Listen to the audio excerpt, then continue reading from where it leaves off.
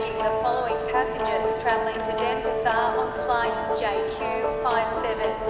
Sierra Kerr, Lennix Smith, Campbell, Kobi, Clements, Clancy Dawson, Josh Kerr. Please proceed immediately to gate 82. We're here in Brizzy Airport, about to do our first international Limitless camp. We're going to head over to Commune in Keramas and go surf the east coast of Bali there and enjoy some sessions. Yeah, we're all pretty fired up, ready to go. It's going to be pretty fun. I think it will be an incredible breakthrough.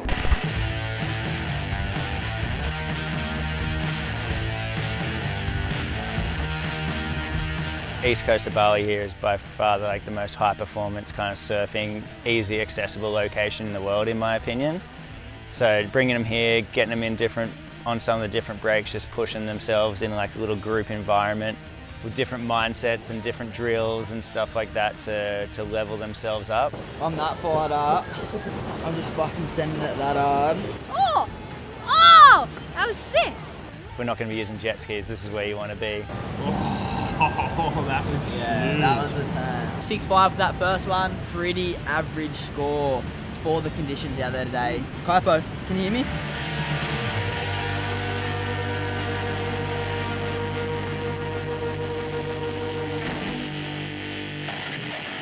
I don't care like what clicks we get at the end of the trip, but I care about intent and effort in every session, and that intent to try and be a better surfer every time you show up. That to me is the most important thing. We've got so much depth in Australian surfing. There's literally 50 kids you could have chosen and you could justify why. So it is a very hard job to narrow it down to just 2 men, 2 women to get this opportunity, and just their skill sets along with their attitude to want to be the best and to want to push into, you know, these limitless sort of areas. We're not looking for kids who are just playing it safe because we just don't think that's going to cut it anymore.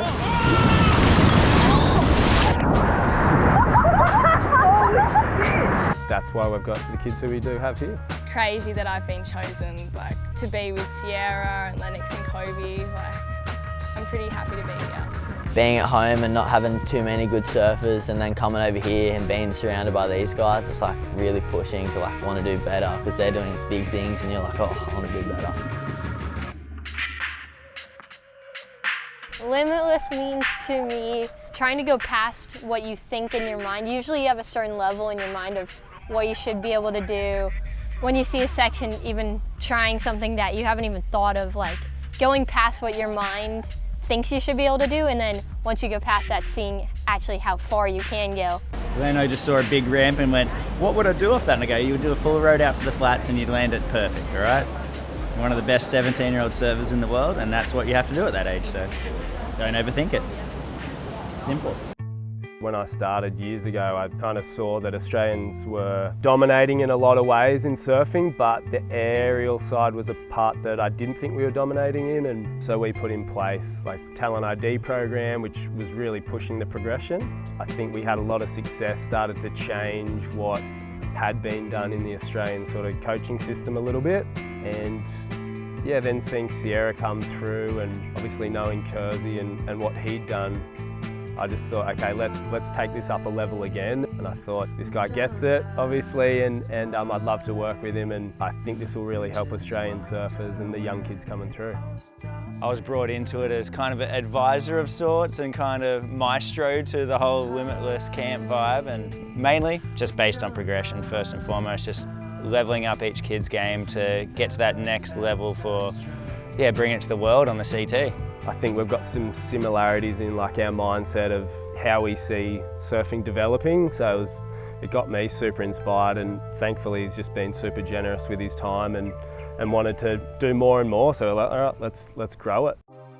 From camp 1, I don't think they really knew what they were in for. Like the first morning we just started stripping their wax off their boards, cutting apart their grips and sticking these strap mounts and straps onto all their boards. Then we took them straight down to the ocean, whipping them behind a jet ski going like 40 k's an hour at all these sections with straps on, and to watch how quick they like just did the craziest airs they've ever done in their life and mixed in a whole bunch of progression into those airs, and how excited they were because none of it had ever done it before.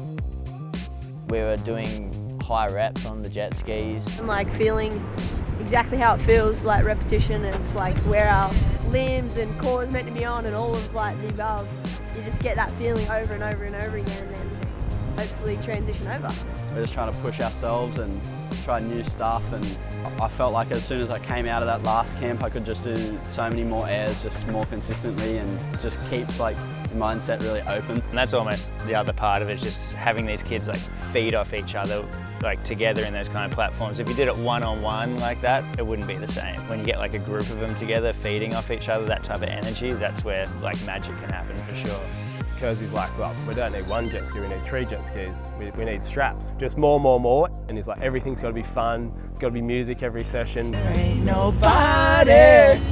We're going to go wakeboarding, skateboarding, you know, go-karting, skydiving. We had parkour people come in and show us some tumbling things. Just saw a different approach on other sports like the motorbike riders. We went down there and watched them and seeing how big they went. Yeah, it's cool to see like the way that they all try and do something they haven't done. Some people, like the parkour guys, take more steps to it, and then the freestyle motocross guys more just send it. So yeah, it's kind of cool to see the difference in everyone's sports.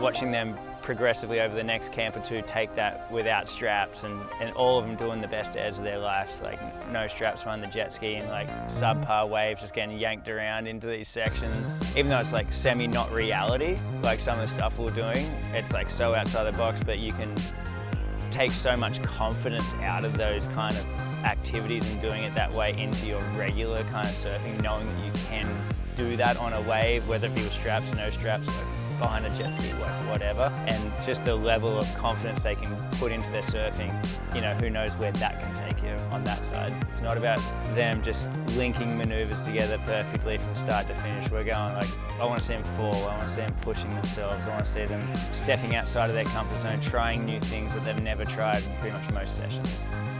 This trip I'm hoping to get out of it, just being able to go bigger and more consistent with the airs that we're trying. I think it's really important to be able to have the next step unlocked. I reckon that's like the whole for me to fill up for sure, to be consistent and do radical stuff, but you have to do the basics first and step back to do a huge leap. I'm hoping to just get as much advice and feedback as possible so I can progress, like not just now but into the future, and I keep on building my surfing up. I just want to know that I've put in 110%, so I can go back and tell my friends and family what I've done and the difference that I've made here. Gonna go put some hammers down, that's the goal.